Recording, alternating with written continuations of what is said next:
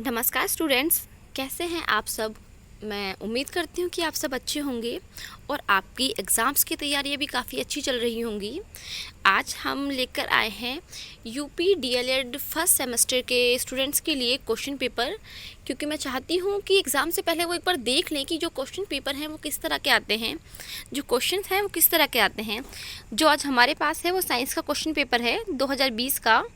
तो मैं question paper start करने से पहले आपको एक बात बताना चाहूँगी कि जो डीएलएड है फर्स्ट सेमेस्टर वाले स्टूडेंट्स, उनके लिए जो क्वेश्चन पेपर आते हैं वो दो तरह के आते हैं। देखिए, जो पहले होते हैं वो होते हैं हमारे 50 नंबर के 3 पेपर, और जो बाकी 5 बच्चे वो होते हैं हमारे 25 नंबर के। और बाकी अगर आपको इसके बारे में डिटेल वीडियो चाहिए तो मैं आपके लिए एक डिटेल वीडियो बना दूंगी, जिसमें कि मैं आपको बता दूंगी कि कौन से क्वेश्चन पेपर हैं आपके, कौन से सब्जेक्ट हैं कि जो आपके 50 नंबर के होंगे, और कौन से हैं जो कि आपके 25 नंबर के हैं। चलिए अब हम वीडियो स्टार्ट करते हैं। सबसे पहले हम एक बार देख लेते हैं कि जो हमारे निर्देश हैं, मतलब इंस्ट्रक्शंस हैं, वो क्या दिए हुए हैं। क्योंकि अगर हम इंस्ट्रक्शन ढंग से ना पढ़ें तो होता क्या है कि हमारा सारा लिखना ख़राब हो जाता है। चलिए देखते हैं क्या है। देखिए, जो सबसे पहले है हमारे पास ये 2020 का पेपर है। आपने देख लिया होगा, थोड़ा सा मोटा हो गया ज़्यादा पेन। और जो हमारे इसके नंबर हैं वो 25 नंबर है, आप देख पा रहे होंगे। और हमारे पास टाइम जो है वो 1 घंटे का है। हाँ, मैं आपको बता देती हूँ, जो 25 नंबर का पेपर होता है उसके लिए हमारे पास 1 आवर होता है, मतलब 1 आवर होता है, 1 घंटा। और 50 नंबर का जो क्वेश्चन पेपर होता है उसके लिए हमारे पास 2 आवर्स होते हैं। क्लियर? ये बात आई होप्स आपको क्लियर हो गई हो। एंड अब हम देखते हैं। देखिए, विज्ञान का पेपर है आपका, और अब हम देखते हैं कि इंस्ट्रक्शंस क्या क्या दी हैं। देखिए, जो हमारी फर्स्ट इंस्ट्रक्शन है उसमें ज़्यादा कुछ नहीं है, यही है सभी प्रश्न अनिवार्य हैं।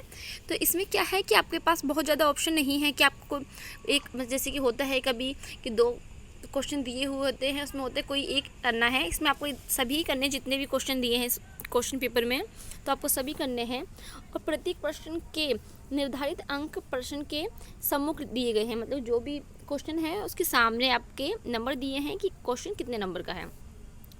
जो 2 नंबर का है उसमें मैं आपको बता देती हूँ कि क्या दिया है। हम पूरा इतना नहीं पढ़ते, इसमें यही लिखा है कि इसमें इस प्रश्न पत्र में 3 प्रकार के प्रश्न हैं हमारे। पहले हैं बहुविकल्पीय MCQ, सेकंड है अति लघु उत्तरीय, जो कि मतलब जिसको हम वेरी शॉर्ट बोलते हैं। जो थर्ड है वो है लघु उत्तरीय, मतलब कि शॉर्ट क्वेश्चन टाइप। और अब मैं आपको मार्क्स बता देती हूँ। जो बहुविकल्पीय MCQ हैं उनके तो आपको एक ही, मतलब कि एक वर्ड में देना है आंसर, जो भी है आपका सही आंसर है वो लिखना है आपको। और जो आपके अति लघु उत्तरीय हैं उनको आपको 30 वर्ड्स में लिखना है, यहाँ लिखा हुआ है। और जो आपके क्वेश्चन है लघु उत्तरीय, उनको आपको 50 वर्ड्स में लिखना है, मतलब आपको बहुत ज़्यादा कॉपी भरने की ज़रूरत नहीं है। चलिए अब हम क्वेश्चन देखते हैं किस तरह के आते हैं। सबसे पहले हमारे फर्स्ट क्वेश्चन स्टार्ट होता है जिसमें कि MCQs आते हैं। तो इस पर देखिए, फर्स्ट क्वेश्चन क्या है हमारा। घर्षण बल निर्भर करता है, किस पे करता है? सतह की प्रकृति पर, क्षेत्रफल पर, आयतन पर, या उपरोक्त सभी पर। तो आपने अगर साइंस पढ़ी है, जो भी आपको आंसर लगता है आप उसको अपनी उत्तर पुस्तिका में लिखेंगे। और दूसरा क्वेश्चन क्या है हमारा, आयतन, दूसरा क्वेश्चन ये है कि SI पद्धति में बाल का ये बाल नहीं होगा, ये बल होगा, बल का मात्रक है क्या है? न्यूटन प्रति मीटर स्क्वायर, मीटर प्रति सेकंड, किलोग्राम मीटर प्रति सेकंड स्क्वायर, या जूल प्रति सेकंड। आपको जो भी आंसर सही लगता है आप अपने उत्तर पुस्तिका में लिखेंगे।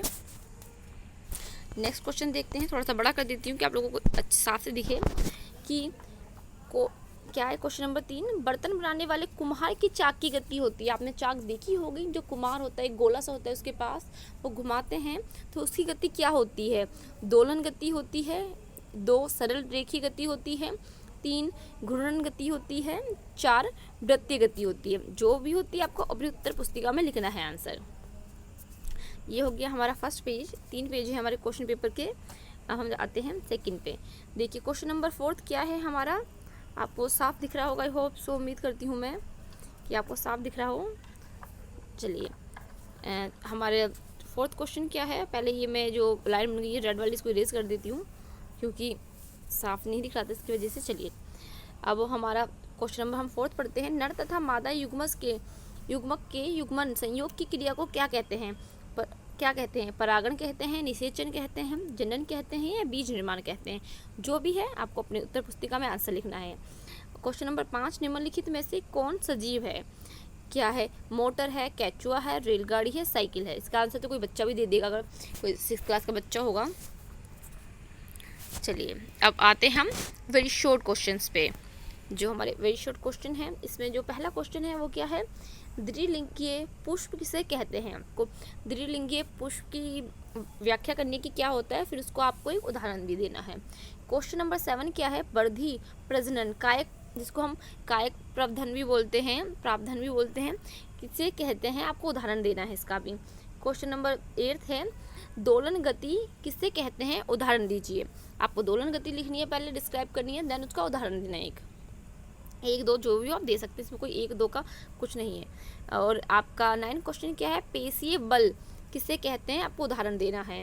क्वेश्चन नंबर 10 में क्या है कि पदार्थ की तीनों गौतिक अवस्थाओं का उल्लेख कीजिए, प्रति एक का एक उदाहरण दीजिए।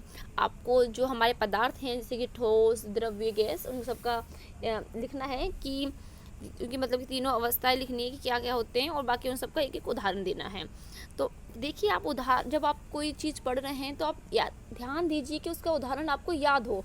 कम से कम आपको 2 से 3 उदाहरण तो याद हो, कि अगर एग्ज़ाम में आप एक उदाहरण भूल भी जाते हैं तो आपको दूसरा याद आ जाए, क्योंकि हमारे पास इतना ज़्यादा टाइम नहीं है कि आप एग्जामिनेशन हॉल में बैठकर याद करते रहें। चलिए वो छोड़िए, आप अपने नेक्स्ट क्वेश्चन पर आइए। अनुकूलन किससे कहते हैं? ये आपके हो गए वेरी शॉर्ट क्वेश्चन। अब हम नेक्स्ट जाते हैं आगे, जो हमारे शॉर्ट क्वेश्चन हैं उन पे आते हैं। पहला क्वेश्चन है हमारा, सॉरी राजीव लिख रहा है बट ये सजीव होगा। सजीव तथा निर्जीव में अंतर लिखना है आपको। और क्वेश्चन नंबर 13 में क्या है? पर परागण तथा स्वपरागण से आप क्या समझते हैं? आपको उदाहरण सहित लिखना है, अच्छे से डिस्क्राइब करना है आपको। अपने 5 से 6 लाइन में करेंगे अच्छे से, नंबर आपको पूरे मिल जाएंगे, पर आपका आंसर है वो सही होना चाहिए। क्वेश्चन नंबर 14 है, मिश्रण कितने प्रकार का होता है? संक्षेप में लिखिए। आपको मिश्रण लिखना है और फिर उसकी बारे में लिखना है, सब कुछ अच्छे से संक्षेप में लिखना है, तो वही आपको 10 लाइन्स में लिख देंगे, आपका हो जाएगा। और अब हम आगे देखते हैं कि आगे हमारे कौन से क्वेश्चन हैं। ये भी हमारे शॉर्ट क्वेश्चन है। चलिए हम इसको करते हैं। क्वेश्चन नंबर 15 है कि 20 मीटर सेकंड की चाल से चलने वाली वस्तु 120 मीटर की दूरी कितने समय में तय करेगी? तो आपका इसका आंसर देना है। छोटा सा आपका न्यूमेरिकल है, कोई ज़रूरी नहीं है कि आपके 50 वर्ड्स हो ही हो, जितने भी आपका आंसर आ जाए आप लिख सकते हैं। क्वेश्चन नंबर 16 है, न्यूटन के गति विषयक प्रथम नियम, जड़त्व का नियम का उदाहरण सहित आपको लिखना। जड़त्व का नियम लिखना है जो कि आपका न्यूटन का है, उसका आपको उदाहरण भी लिखना है। क्वेश्चन नंबर 17 है, घर्षण बल क्या है? दैनिक जीवन में इसका उपयोग लिखिए। घर्षण बल लिखना है, देन उसका उपयोग भी लिखना है। क्वेश्चन नंबर 18 है, अलैंगिक जनन से आप क्या समझते हैं? पौधों की अलैंगिक जनन की विधियाँ लिखनी है। आपको पहले लिखना है कि अलैंगिक जनन होता क्या है, और फिर पौधों की विधियाँ लिखनी है। आई होप सो आपको समझ में आया होगा। अगर पसंद आया है तो चैनल को सब्सक्राइब करें, और आप पढ़ाई ऐसे ही करते रहें। एग्ज़ाम्स आपके बहुत करीब हैं, और बाकी वीडियोस पड़ी हैं, आप जाके उस पर चेकआउट कर सकते हैं। अगर आपको थोड़ी सी भी प्रॉब्लम हो, बाकी आप कमेंट बॉक्स में मुझे बता दीजिए कि आपको किस तरह का कंटेंट चाहिए, वीडियोस चाहिए। मैं ट्राई करूँगी कि आप लोगों की हेल्प कर सकूँ आपके एग्ज़ाम्स के लिए। जब तक के लिए थैंक यू, एंड आप अपनी तैयारी करते रहें। ऑल द बेस्ट स्टूडेंट्स, कि आपके एग्ज़ाम्स अच्छे से हों। Thank you.